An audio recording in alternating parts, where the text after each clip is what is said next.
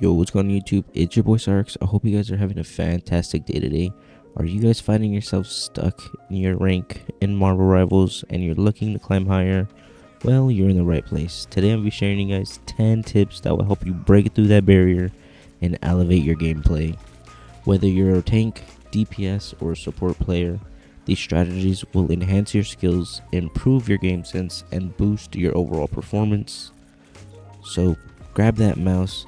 Let's dive into these essential tips and help you rise through the ranks and dominate Marvel Rivals competitive. Starting out with tip number 1, master your hero pool. Focus on a few heroes. Instead of trying to play every hero, focus on mastering 2 to 3 heroes in your preferred role. This allows you to understand their strengths, their mechanics, and weaknesses. And on top of that, if just in case one of your characters is taken, you have the other character to fall back on.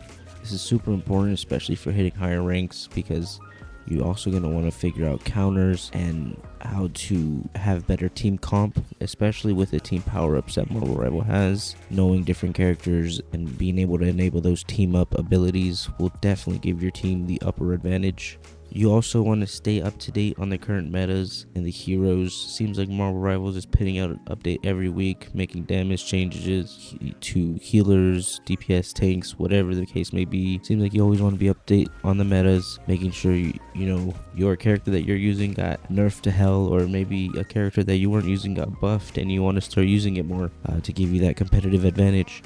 Always stay up to date. Follow their Twitter. Try to keep up to date with the metas. Tip number 2, improving your game sense.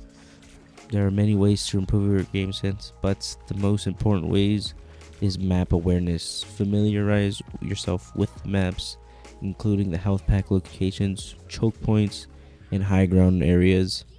Knowing the terrain that can help you make better decisions during fights, especially in Marvel Rivals, since the map is destructible. There are some parts that aren't, some parts that are.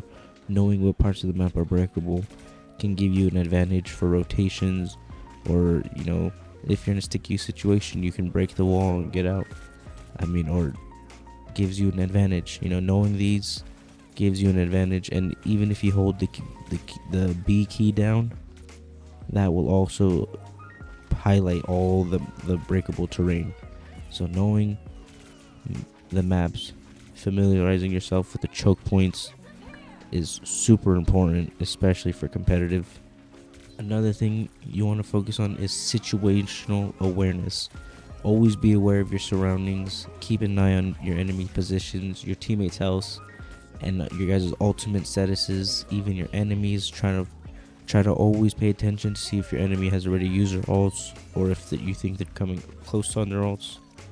Some players you can tell when they're about to ult or trying to set up for an ult. Especially if you play that character, you should already know how most of your ultimates are set up. For instance, Strange. I play a lot of Strange. When I see a Strange fly up in the air and try to push our team, I know that's most likely an ult coming. You always want to be ready to block that stupid Eye of Agamotto. But again, always stay situationally aware. This will help keep your team informed and decisions on when to engage and disengage. And you always want to keep your situational awareness high. Number 3, communication is key. Try and use voice chat or even the text chat. It's not hard to use the voice chat. A lot of people use it. You always want to communicate with your team about enemy positions, the ultimate statuses and strategies. Try and call out when your enemies are using ultimates, or when you need help, or even when you're about to use your ultimate. You always want to make comms about who's low, so that way your team can help focus that character. Especially tanks, healers, you guys always want to be trying to communicate and focusing the healers, because if the healers are constantly up, then the players are constantly being healed and they're never going to die. You guys always want to try and be aware of where the healers are and communicate and try and take them down, or their tanks. If their tanks are down, that's a good reason for you guys to push up and take advantage of it. Again, using the voice chat can help you guys win fights, especially since this is such a heavy team game. Another thing, positive reinforcement. You may not know these people, but don't discourage them. Always encourage your teammates, maintain a positive attitude, even in tough situations. A positive environment can lead to better teamwork and performance, scientifically proven. If you guys are losing, it's okay. Try to uprise your team. Let them know it's just one round. We'll get them next time. You guys could, there's 2 more rounds you guys can win. It's just one. Don't try and downgrade your team. Don't try to minimize it. Always try to encourage them. I understand sometimes you just have that bad player, but it's okay. Everyone gets it. Everyone's here to learn, and you always want to encourage them. Number 4, super important, focus on objectives. I feel like a lot of people forget this is a very, very objective-based game. Huge, super important that you guys focus on the objective and prioritize the objectives. Always keep in mind whether it's capturing the point or escorting the payload. Make sure your actions contribute to the team's goal. Capturing the objective, pushing the payload to the next point. Avoid getting too caught up in eliminations if it means neglecting the objective. If you guys are playing payload, that payload will still move even if you're not killing the team. The only time it won't move is when you really need to finish the match. When you're at the last objective and you're about to hit that finish line and you need to kill those guys, that's when it's important. But you don't need to always chase kills. As long as that payload is consistently moving and you're consistently pushing the team back, that is what is important. That's what's going to win you the game, is making sure that payload gets to the end. Or even if it's capturing the point. If your team is on the point, you guys are consistently holding it, there's no need to really overextend or at all. Just make sure you guys are always focusing on the point, making sure someone's always on the point. You never know, someone can sneak, a strange portal can happen. You guys always want to coordinate with your team, work together to push the objective. If you're a tank, you always want to lead the charge, and if you're support, position yourself to always have every character in sight, to make sure when you're contesting the objective, you don't want your tanks and your DPSs to die, so you guys always want to stay further back. Tip number 5, maintaining good positioning and awareness. It is super important that you guys maintain good positioning, and you guys always want to position yourself in a way that maximizes your effectiveness while minimizing risk. For example, support should always stay behind tanks. Never want to be too far up. You always want to be in the back healing your tanks. You don't want to let your DPS die. Your job is to stay alive, keep your team alive, and make sure you aren't playing too far up, because your team needs you, and if you go down, the team goes down. For DPSs, you should always find good angles to deal damage. You never want to overexpose yourself. Moon Knight's good to play on high ground. Hawkeye is good, another good character to play high ground. Hela, I know Bucky is a good character. You got to play a little bit more close range, but you want to position yourself in a way to take minimal risk, minimal damage. You're not always going to be pocketed by a healer, so you always need to. This is where map awareness comes, knowing where those health packs are, because you're not going to be pocketed 24/7. And sometimes, you may not have the best healer on your team. So knowing where these health packs are can definitely help your team advance and make better decisions and win more fights. You always want to avoid overextending. You don't want to chase kills. You don't want to overextend and push too far away from your team. If you overextend, you risk getting picked off because you're pushing into the team spawn. And if you go down, now it's a 5v6, 5v4, who knows. You don't want to lose your life, especially if you guys are up a life. Don't push too far just to get a pick. Maybe if you guys have a team wipe and there's one left, 2 of your teammates can push up and get the pick. But you always want to avoid overextending just for a kill. Remember, this is a very, very objective-based game, and that kill is not going to get you the win. As long as the payload's still moving, as long as you're capturing the hill still, that's all that matters. Tip number 6 is going to be ultimate economy. And what I mean by this is you always want to keep track of ultimates, whether it's your team's, the enemy's ultimates. Knowing when to use your ultimate can turn the tide of a fight. and you always want to avoid using multiple ults at once unless it's necessary or you guys are trying to do a combo ult. Ultimates are super crucial to the game and can literally change the way the game is moving. Depending on the character you're using, you guys always kind of want to set up for combo ults. You want to coordinate with your team to use your ultimates together for maximum impact. For example, Strange's Eye of Agamotto freezes the characters, or Groot's ult also puts characters in place, and you could use the Iron Man ult to use his maximum pulse shoot, and it's a giant rocket and it does tons of damage and can literally one-shot about the whole team, and that's an easy 4-pick, 5-pick, whatever, however many characters you guys get. You guys always want to combine the ults together though. Always coordinate with your team. This will help you deal maximum damage and get the most kills possible.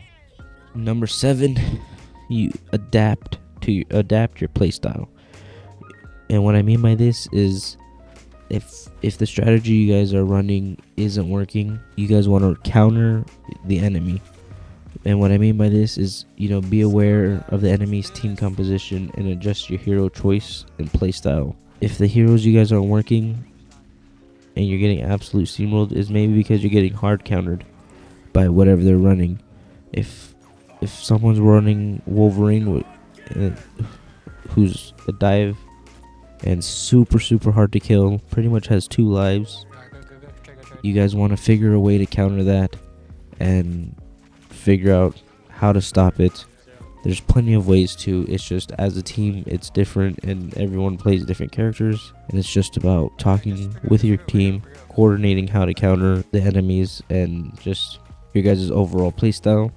You guys never want to be afraid to switch the heroes if you're not having impact. Sometimes a change can make a significant difference in the outcome of a game. Like I'm saying, hard counters are a thing in this game, and Storm and Hela are hard counters, and Namor are hard counters, are great defensive players. The Black Panther is a great defensive player. There's characters that are great hard counters to other players. Learning these is definitely going to help you get out those ranks, get you into a higher rank. Understanding what your enemies' characters do and how your team can counter the enemies is super important and something everybody should learn. Number 8, practice mechanics. Always practice your mechanics. Practicing your hero's abilities effectively, understand the cooldowns, and learning the right situations to use them. For example, the tank shield, knowing how to use Doctor Strange's shield right for your team to block enemies' ultimates, such as Magneto's, Iron Man's, Scarlet Witch's ult. You can block so many ults and help protect your team. And knowing when to use your shield effectively and knowing how to save it for when these situations are happening will come over time, but it's good to learn how to properly use it and how to kind of gauge when a DPS is going to get their ultimate based off the time of the game. Everyone's going to get their ults in the game. It's going to come sooner or later, and knowing when you're going to get that ult is super important.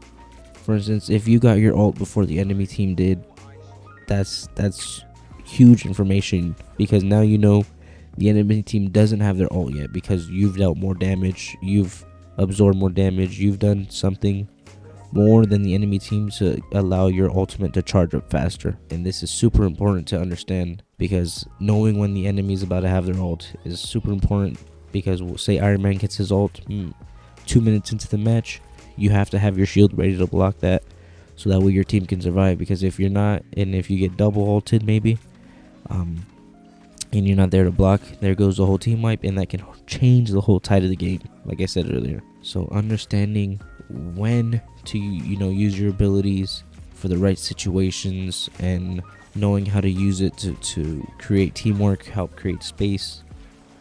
Another thing is movement techniques. Work on your movement skills, strafing, jumping, and using the map as cover effectively. Good movement can make you a harder target to hit and can help you dodge incoming attacks and can help you win fights in general. Having great movement will make a huge difference in the higher ranks, because you could have good aim, but someone who has good movement, you can dodge the hits. They're hard to predict, and strafing side to side is how you want to be. Not small little strafes. You want to have wide strafes. Sometimes throw a little jump in between to make you a harder target to hit. You want to always constantly moving your head hitbox, because there's characters such as Hawkeye, Namor, who have just insane headshot multipliers, and you can literally just get 2-shot and get out healed. It's crazy. It is super crazy, and you constantly want to keep your hitbox moving. Number 9, reviewing your gameplay. I know not a lot of people like to do this, and it's not something many people do at all, but even if you take the time to watch 1 or 2 of your replays, just to look for mistakes, look for missed opportunities and areas where you could have made better decisions. This self-reflection can help you improve a ton over time. I've improved so much watching some of my replays, editing videos, because you can see where you made a mistake. You can see what you did wrong and how you could have changed it and how it could have made you win that match or that situation. So going back through replays is super important. I mean, I know it seems boring and you just want to get in and play to help you get better, but you're not going to always learn from your mistakes when you're not seeing what you're doing wrong. So you always want to at least watch 1, 2, maybe 3 VODs of matches, of losses particularly, to see. Always watch losses. It's good to watch wins so you can help repeat what you did, but losses is where you tend to build the most and learn from most of your mistakes. You'll learn if you're playing too aggressive. You'll learn how to play counters to certain characters. You can learn a lot from watching VODs or even watching higher ranked players and other YouTube videos and stuff like that. And like I said, you can learn tons from others. Watching higher ranked players, you can learn their decision making, how they handle different situations. Observe their positioning. How are they always in line of sight with healers? That's super important, because you don't want to die. You never want to be overextended and out of line of sight of your healer. Number 10, stay positive and persistent. This is super duper important to me, because your mindset matters in when it comes to competitive play. You always want to keep a positive mindset, even during losses. Even if you're on a losing streak, frustration can lead to poor performance. If you see yourself getting frustrated and super mad, slamming your mouse, slamming your desk. Sometimes it's best just to take a break, take a bong rip if you need. But I'm just kidding. Take a break and just, set some goals for yourself for the day. You don't always need to rank up a whole rank, because just because you ranked up doesn't mean you're always improving. Set realistic goals for yourself instead of focusing solely on your rank. Set some small achievable goals, such as improving your accuracy, working on your combos, working on how you use your ultimates effectively, how you use your abilities effectively, learning how to do combo ultimates with your team, building better communication with teammates, or even figuring out a 4-stack, a 6-stack to play with. The Marvel Rivals Discord has tons of people that you can go and play with and learn from. Sometimes, you just need to take a break from the game, find some people to play with, or find just something to take your mind off, just to ease out, because frustration will lead to poor performance, and you getting angry at yourself is not going to help you play any better. Calling yourself dog shit, calling your teammates dog shit. And I understand when you get frustrated, it's easy to blame others, and sometimes we all do it. We all do it. I can agree to that. I may do it myself. It's not always your team, and you never want to play a competitive game with a frustrated mind, because then you're not thinking straight. You may not think properly, and now you're not, some of the strategies that you may once had, now you're not doing. You're just pushing in, overextending, getting yourself killed a lot. Keeping a positive mindset is super important. Keeping your cool. So like I said, take a 5-10 minute break. It's all you need sometimes, man, and just get right back at it. Anyways, I hope you guys enjoyed this video so far. I've been enjoying Marvel Rivals, and I hope you guys have too. Let me know if you guys were able to climb out of your rank with these tips. I want to know what rank you guys are stuck in down below, and I'll see you guys in the next one. Peace.